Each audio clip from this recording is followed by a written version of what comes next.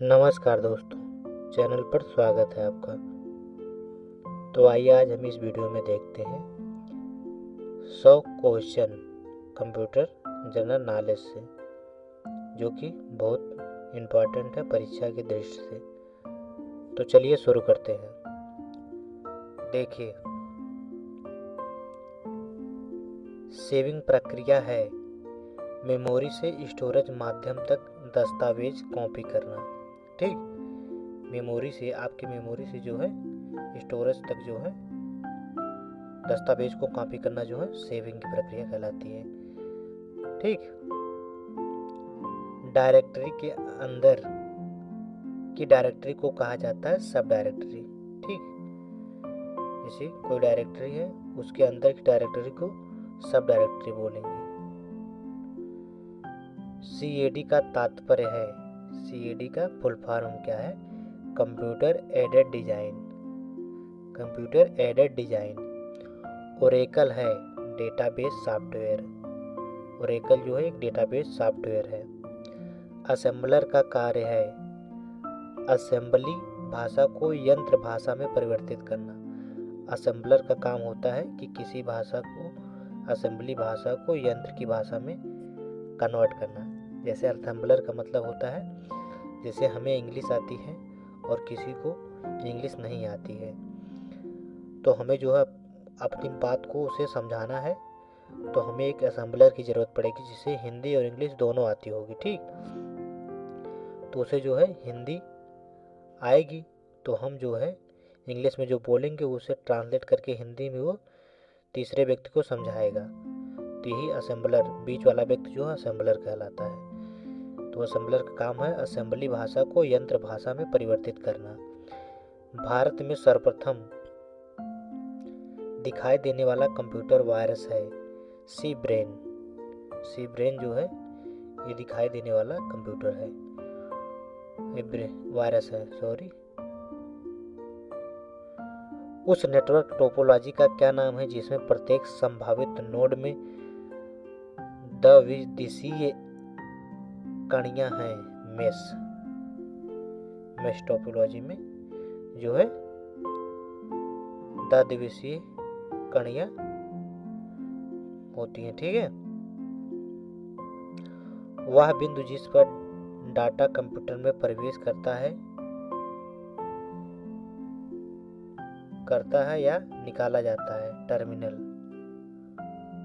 ठीक, वह बिंदु जिस पर डाटा कंप्यूटर में प्रवेश करता है या निकालता है टर्मिनल कहलाता है।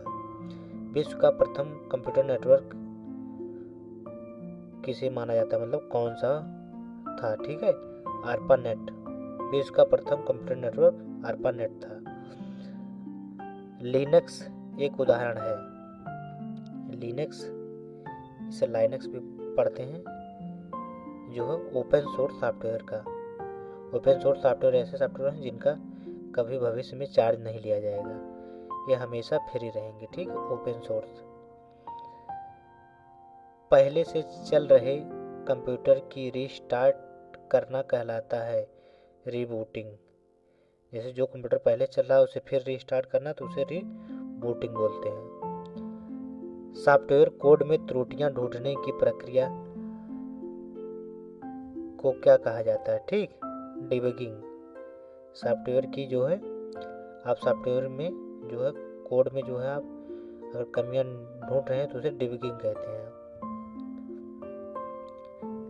CPU का वह भाग जो अन्य सभी कंप्यूटर कंपोनेंट की गतिविधियों को कोऑर्डिनेट करता है, कंट्रोल यूनिट। कंप्यूटर में जाने वाले डेटा को कहते हैं इनपुट। कंप्यूटर में जाने वाले डेटा को इनपुट कहते हैं। जैसे इनपुट, डेटा को इनपुट कहते हैं, जो अंदर जा रहा है उसे इनपुट कहते हैं, जो बाहर डेटा निकल रहा है उसे आउटपुट कहते हैं। ठीक, और जो डिवाइसें जो हैं डेटा को अंदर ले जाती हैं उन्हें इनपुट डिवाइस कहते हैं। जो डिवाइसें डेटा को बाहर निकालती हैं उन्हें आउटपुट डिवाइस कहते हैं। जैसे प्रिंटर जो है प्रिंट करता है तो जो है आउटपुट डिवाइस हो गया। जैसे स्कैनर जो है स्कैन करके डेटा को अंदर ले जाता है तो इनपुट डिवाइस हो गया। ठीक, जैसे जो है माउस जो आपका जो है इनपुट डिवाइस हो गया, डेटा को ले जाता है। कीबोर्ड जो है आपका इनपुट डिवाइस हो गया। जैसे मॉनिटर जो आपका स्क्रीन दिखाता है तो इसलिए वो आउटपुट डिवाइस है। तो आगे देखिए, कंप्यूटर में डेटा किसे कहा जाता है? चिन्ह या संख्यात्मक सूचना को। ठीक, कोई चिन्ह हो या संख्यात्मक सूचना को डेटा कहते हैं। एएलयू का पूरा नाम होता है arithmetic logical unit. Arithmetic logical unit ALU का पूरा नाम यही होता है। कंप्यूटर का नियंत्रक भाग कहलाता है सीपीयू। कंप्यूटर का जो है मस्तिष्क जो है ये सीपीयू होता है, नियंत्रक भाग भी इसी कह सकते हैं, ये सीपीयू होता है। कंप्यूटर के सभी भागों के बीच सामंजस्य स्थापित करता है कंट्रोल यूनिट। कंट्रोल यूनिट से कंप्यूटर जो है पूरा कंट्रोल में रहता है, इसका काम होता है पूरे कंप्यूटर को सामंजस्य स्थापित करना। ठीक, माइक्रो प्रोसेसर जो कंप्यूटर का मस्तिष्क होता है उसे कहते हैं माइक्रोचिप। माइक्रो प्रोसेसर जो है इसे जो है कंप्यूटर का मस्तिष्क माना जाता है। माइक्रोचिप में इसी में सब प्रोग्रामिंग रहती है। एएलयू परिचालन संपन्न करता है अरिथमेटिक लॉजिकल यूनिट, इसका फुल फॉर्म है, ऊपर आप अभी देखे हैं। तो ये अरिथमेटिक क्रियाओं को करने में सक्षम है। एक हार्डवेयर डिवाइस जो डाटा को अर्थपूर्ण इंफॉर्मेशन में परिवर्तित करता है प्रोसेसर।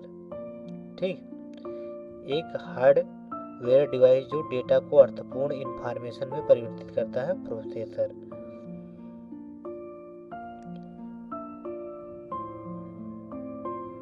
CRAY क्या है? सुपर कंप्यूटर, एक सुपर कंप्यूटर का नाम है। ठीक, टेली प्रोसेसिंग तथा टाइम शेयरिंग का प्रयोग किस पीढ़ी के कंप्यूटर में हुआ? तृतीय पीढ़ी के कंप्यूटर में टेली प्रोसेसिंग तथा टाइम शेयरिंग का प्रयोग होने लगा था। ठीक, वह उपकरण जो हैंड हेल्ड ऑपरेटिंग प्रणाली का इस्तेमाल करता है, PDA। ठीक, PDA। कंप्यूटर कितने प्रकार के होते हैं? कंप्यूटर 2 प्रकार के होते हैं, डिजिटल कंप्यूटर और एनालॉग कंप्यूटर। ठीक, पॉइंट एंड ड्रा डिवाइस कहा जाता है माउस को। ट्रैक बॉल का उदाहरण है पॉइंटिंग डिवाइस। सॉफ्ट कॉपी एक आउटपुट है तो हार्ड कॉपी क्या है? Printed output. ठीक, जैसे सॉफ्ट कॉपी, जैसे आपका PDF जो अगर जब तक कंप्यूटर में है तो वो सॉफ्ट आउटपुट है। ठीक, सॉफ्ट कॉपी का एक आउटपुट है, जब उसे प्रिंट करके निकाल लिया जाता है तो उसे प्रिंटेड आउटपुट बोलते हैं। सेकेंडरी स्टोरेज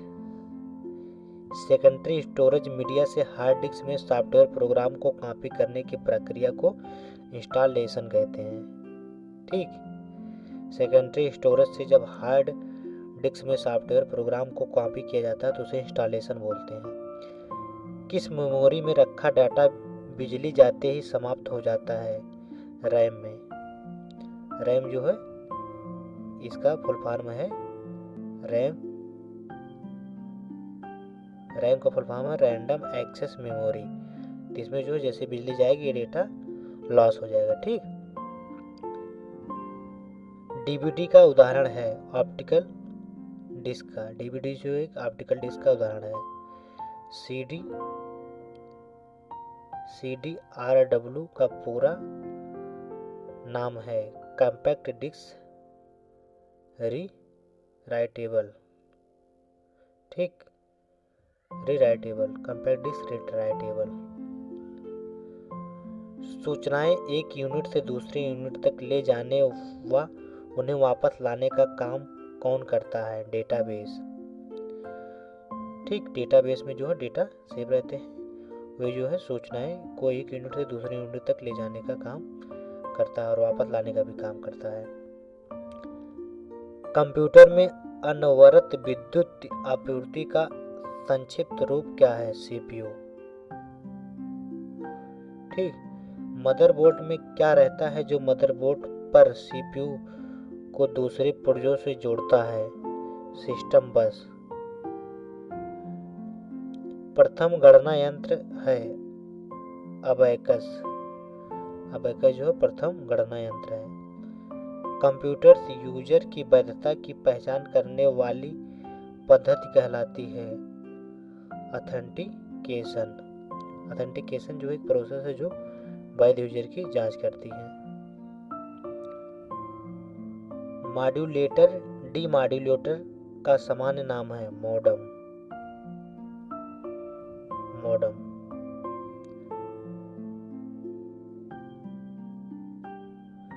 पहले से ऑन कंप्यूटर को रीस्टार्ट करने को क्या कहते हैं? पहले से ऑन कंप्यूटर को फिर रीस्टार्ट करना है तो उसे वार्म बूटिंग कहते हैं। HTML डाटा बनाने के लिए किसकी ज़रूरत होती है? तो टेक्स्ट एडिटर की, जैसे नोटपैड हो गया, नोटपैड प्लस प्लस हो गया, टेक्स्ट एडिटर की। तो कंप्यूटर से अधिकांश प्रोसेसिंग होती है CPU में। कंप्यूटर में जो अधिकांश प्रोसेसिंग CPU में होती है। वेबसाइट कलेक्शन है वेब पेज का। एक वेबसाइट को क्या कहते हैं? वेब पेज का कलेक्शन ऑफ वेब पेज जो है वेबसाइट कहलाती है। किसी प्रोग्रामिंग लैंग्वेज को ट्रांसलेटर की जरूरत नहीं होती है मशीन लैंग्वेज। अगर मशीन लैंग्वेज जो है आप लिखते हैं तो उसे ट्रांसलेटर की जरूरत नहीं हो, मशीन खुद ही समझ जाएगी, तो ट्रांसलेटर की जरूरत नहीं पड़ेगी। एक्सेल स्प्रेडशीट का एक्सटेंशन है .xlsx। ये जो है डॉट लिखकर आप अगर XLSX लिख देंगे तो ये एक्सेल स्प्रेडशीट हो जाएगी।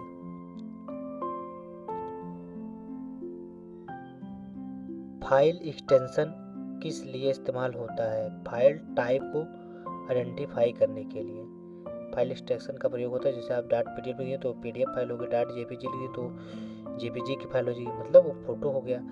.mp4 लिख दें तो वीडियो की हो गया। तो जो है फाइल टाइप को आइडेंटिफाई करने के लिए एक्सटेंशन की जरूरत पड़ती है। ठीक, तो एक्सेल वर्कबुक संग्रह है वर्कशीट का। एक्सेल वर्कबुक संग्रह है वर्कशीट का। ईमेल पते के दो भाग कौन से होते हैं? प्रयोक्ता का नाम और डोमेन नंबर। ठीक, ईमेल के पते के दो भाग कौन से होते हैं? तो प्रयोक्ता का नाम और डोमेन नंबर। कैड शब्द का संबंध कंप्यूटर में किससे है? डिजाइन से। डिजाइन से संबंध है कैड शब्द का। भारत में निर्मित प्रथम कंप्यूटर का नाम क्या है? सिद्धार्थ। सिद्धार्थ जो है भारत में निर्मित प्रथम कंप्यूटर है। 50 नंबर क्वेश्चन देखिए। कंप्यूटर प्रोग्रामों को हाई लेवल प्रोग्रामिंग लैंग्वेज के रूप में लिखा जाता है। मानव द्वारा पढ़े जाने वाले योग्य प्रोग्राम के अनुवाद को कहा जाता है सोर्स कोड। जो मानव द्वारा प्रोग्रामिंग कोड लिखा जाता है उसे सोर्स कोड बोलते हैं। ठीक, तो इस वीडियो में हम यही 50 क्वेश्चन देखेंगे। अगली वीडियो में हम 51 क्वेश्चन से लेकर 100 नंबर तक क्वेश्चन देखेंगे। 50 क्वेश्चन इस वीडियो में देखेंगे, 50 क्वेश्चन अगले पार्ट में देखेंगे। तो अगर आप चैनल पर नए हैं तो प्लीज़ चैनल को सब्सक्राइब करके हमसे जुड़ जाइए। और जो है अगर वीडियो अच्छा लगा हो तो वीडियो को लाइक कर दीजिए और अपने दोस्तों के साथ शेयर कर दीजिए और चैनल को सब्सक्राइब जरूर कर लीजिएगा। आपका सब्सक्राइब करने से हमारा मनोबल बढ़ता है। ठीक है, तो आप प्लीज़ आप सब्सक्राइब जरूर कर लीजिए चैनल को। Thank you for watching.